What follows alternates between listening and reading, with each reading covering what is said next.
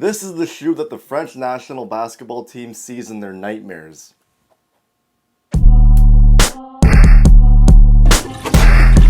Yo guys, Zacharaki here for another episode of Toilet Reviews, where we'll be going over the Curry brand, Curry 12, and the Curry Tour colorway, and that is way too much Curry in one sentence. But these are Steph Curry's latest shoes, the 12th edition, so before we get into the video guys, I need all of you to do me a huge favor. I need you guys to like and comment on this video. I need the algorithm to pick up this video and promote it to the masses. That way I can continue to grow and keep putting up videos like this for all of you guys out there. So go ahead, like and comment, I'd really appreciate it. But without further ado guys, let's get straight into this review. And I don't know about you guys, but I always get super excited to get a new Curry brand shoe every year. I don't know if it's because Steph Curry just keeps doing iconic stuff in all of his shoes, or maybe it's because I'm just a big Steph Curry fan. You know, that's probably the reason why.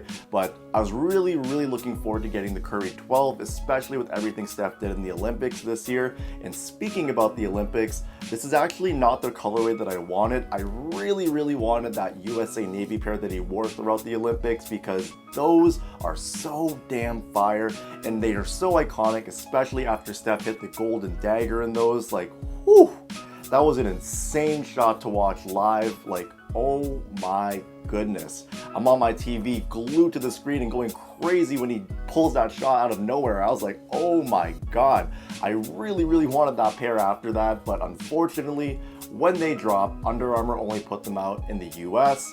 I'm here in Canada, so I did not get a pair unfortunately, and I am so upset about that because right now they're going for like $400 to $500 Canadian on StockX right now, and I am not going to pay that whatsoever. That is a ridiculous price. But luckily, I really like this colorway right here. I initially saw Steph wear these at some random run that he went to, and he was killing it in these, and I really liked the pink flow that they had, because between all the Curry shoes that I've owned in the past, they've all had the white flow, so you know, this switches up things, and I really appreciate that.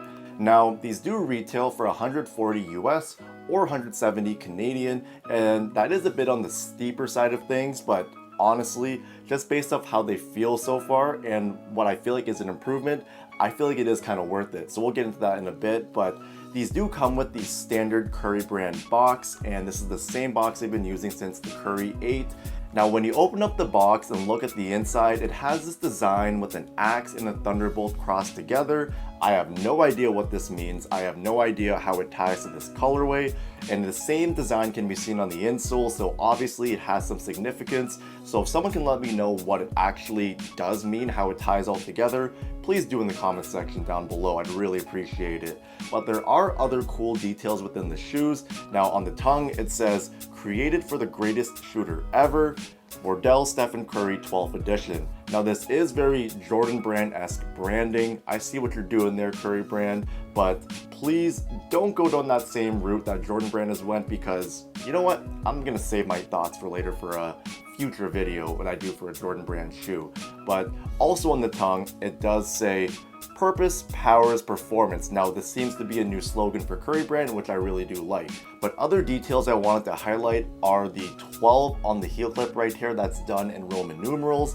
And my favorite detail on this shoe is that on the shank plate that's exposed right here, Steph has his whole entire family's name right there. So we have Aisha, his wife, Riley, Cannon, and Ryan, all his kids' names. That is so cool right there. Look at Curry, man. So inspirational. What a great family man, am I right, guys? So moving along to the bottoms of the shoe, what we have here is the flow technology. So this outsole also doubles as the midsole to help cut weight, because this is a foam compound. Now, this is more or less the same traction pattern that's been used since the Curry 8, and yes, that does seem repetitive, but if it ain't broke, don't fix it. I know a lot of you guys haven't actually experienced flow before, and it's awesome on clean courts. I mean, throughout the years, dust performance hasn't been the greatest, but it's been proved from each and every shoe. The Curry 11, in my opinion, had the best flow outsole to date so far, because it performed well on dust, and they also addressed some durability issues, and that's also what I want to get into next, because the way this flow feels is much better than what was initially used on the Curry 8. It does feel more sturdy and more durable.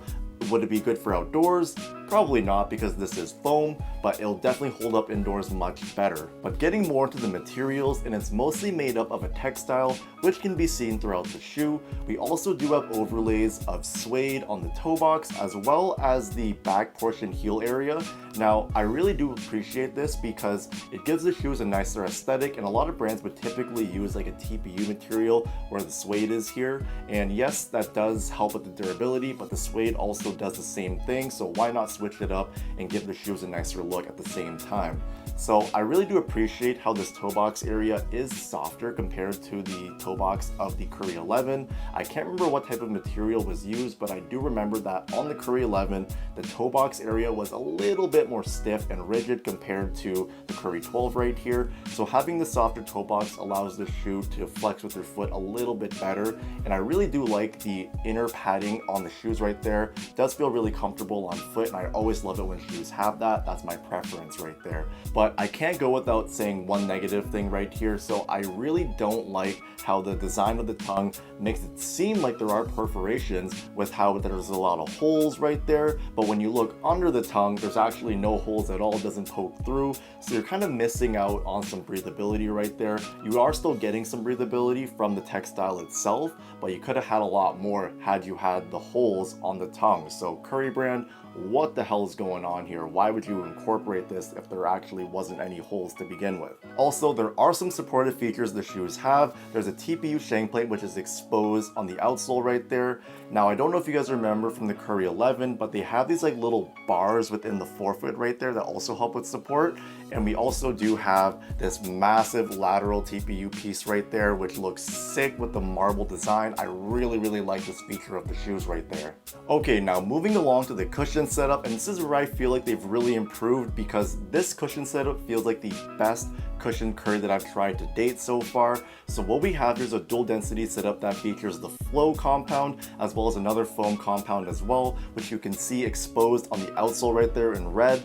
So this shoe actually feels slightly bouncy and plush on foot, which I really wasn't expecting, because when it comes to the Curry brand stuff with the flow technology, it's usually like a firm, stable setup that is really close to the ground, but having that little bounciness to it just makes it feel a lot better on foot compared to previous Curry Flow models, which I'm super excited to take on court, guys. And then taking a closer look at the insole, it's nothing crazy. It's just an open cell foam. It really just provides step-in comfort, that's it. If you guys want to take this out and switch out for your insole, I'd recommend doing so right away, because I noticed that there is some glue on this, so once it heats up and adheres to the footbed, it's going to be annoying to take these out, so switch out the insoles right away before you start playing in these. And finishing things off with the sizing, I personally recommend going true to size. That's what I did, and I had no issues whatsoever, but my foot isn't your foot, so definitely try these on in store first and see what works best for you.